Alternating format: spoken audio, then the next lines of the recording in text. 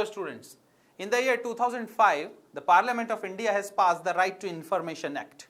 Now, right to information has become a cornerstone of the Indian democracy. It was behind the exposition of many scams in the government. It is very important, but on the other hand, you also have right to privacy. In the Puttaswamy case in 2017, the Supreme Court has declared right to privacy as an intrinsic part of right to life and personal liberty under Article 21 of the Indian Constitution. But there is some important concept between these two things. On one hand, you have the right to information, the public access. On the other hand, you have right to privacy. Then what about right to be forgotten? The concept of right to be forgotten is a balance between the public access of information on the one hand and on the other hand, the right to privacy. So we are going to learn about this right to be forgotten today and how different courts have interpreted it. How different courts, the Delhi High Court, the Karnataka High Court have said that it is an intrinsic part of right to privacy. But it has not been declared in the statute as a statutory right. So what is this and how is it evolving? So in order to understand it, we have to see one important case which has happened recently. One woman was charged with the Immoral Trafficking Act. This act, Immoral Traffic Prevention Act of 1956. Now it's a grievous crime, it's a heinous crime, but after the investigation and other things, it was found that the charges which was made against the women were false. So the trial court acquitted her. But you know what happened? Her name kept coming on the internet again and again. If she goes to live in a rented house and there is a background check, her name would come up. And she was acquitted. She goes to a private firm for seeking job, a little bit of background check and her name will automatically pop up that she was charged against the Immoral Traffic Prevention Act. You have to understand one thing, that acquittal by the court means establishment of innocence. A court has acquitted you, that means you are an innocent person. But the society does not forget about it. Most importantly, the internet does not forget about it. So don't you think that girl who is suffering, who was charged falsely, her name kept coming again and again, repeatedly, in a crime which she never committed, she has the right to be forgotten. Her name should be delinked, suppressed, removed from internet. That is the issue. There's where this thing comes up, right to be forgotten. It is the right of a citizen to be forgotten. The name removed, delinked or suppressed when it is no longer relevant, when it causes no harm or causes harm to the dignity and reputation of the person and has served its original purpose.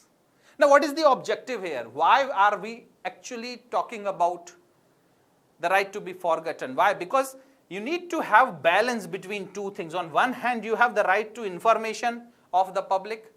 This is given to the public, the people of India, through the Right to Information Act of 2005.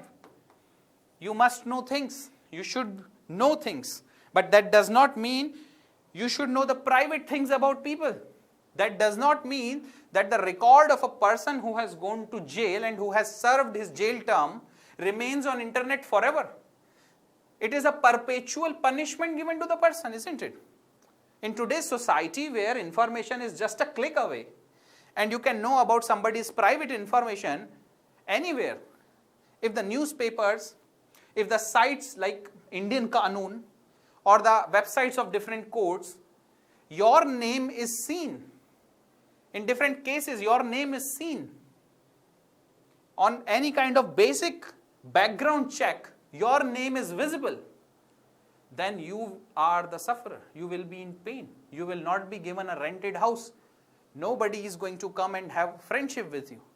People are not going to be inviting you for any kind of private job, isn't it? Those are the problems which the people face. So there has to be balance between the right to information on one hand and right to privacy and dignity on the other hand. Now, what is the constitutional basis of this right to be forgotten? It is Article 21 of the Indian Constitution. And Article 21 of the Indian Constitution, as you know, have been interpreted many times. It has become a mammoth article, right to life and personal liberty. Life does not mean animal life.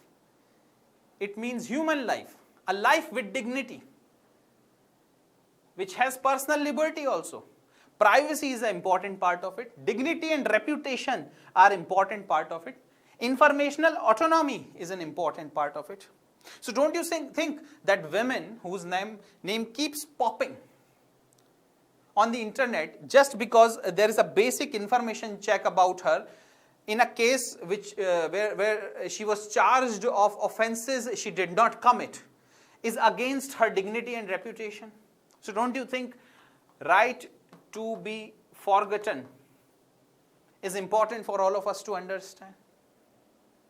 The courts have linked this right to be forgotten with the right to privacy, which was declared as a fundamental right, an intrinsic part of Article 21 of the Indian Constitution. And there were earlier recognitions by different high courts in India to the term right to be forgotten. One by the Karnataka High Court in 2017, then by the Delhi High Court, and then in the present case again. So it's an important concept. Even the digital personal data protection. Now, as I have told you, right to be forgotten is not a statutory right in India. That means it is not a right which is given under any act which is passed by the Parliament. So this Digital Personal Data Protection Act of 2023 does not use the term right to be forgotten. So right to be forgotten is not a statutory right in India. But it is an intrinsic part as interpreted by different high courts. It is an intrinsic part of right to privacy under Article 21 of the Indian Constitution. Now what happened in the Karnataka High Court, the case which we were talking about, the women whose name keeps popping up every time a background check is done. What do the judges say?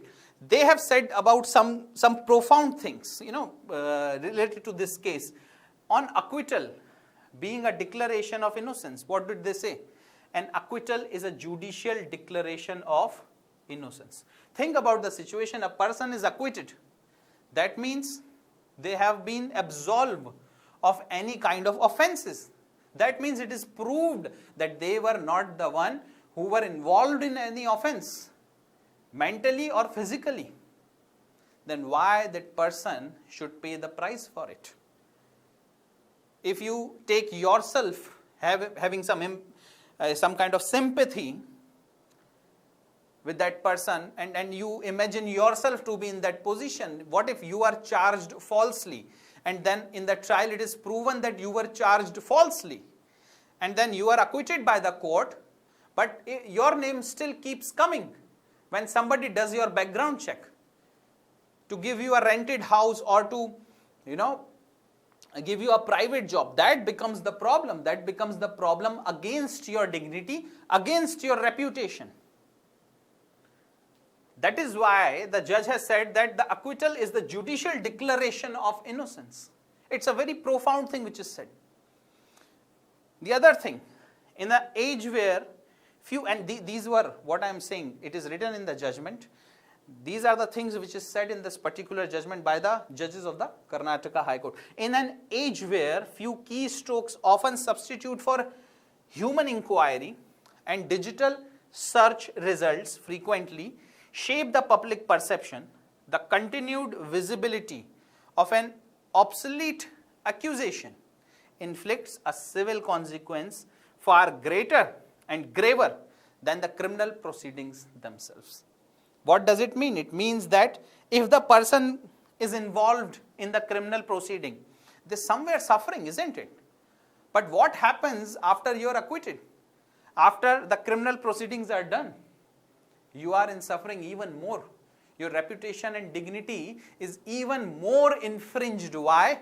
Because people can access your name and they can see that you were involved in some case, although you were not involved. I hope you are getting this. So court have directed the registrar of the Karnataka High Court, the Bangalore City Civil Courts, the Google, because the name comes here. From here everybody comes to know. The police station, the Indian Kanun portal, to mask the name of the lady, to not show the name of the lady, to delink the name of the lady, to suppress the name of the lady, because she was acquitted. She must be forgotten and her name must be forgotten. She have that right, because her reputation and dignity is infringed, her privacy is infringed. The law cannot permit a situation where acquittal risks becoming a paper declaration, bereft of any meaningful consequences in the lived realities of the individual. These are very profound things said by the court.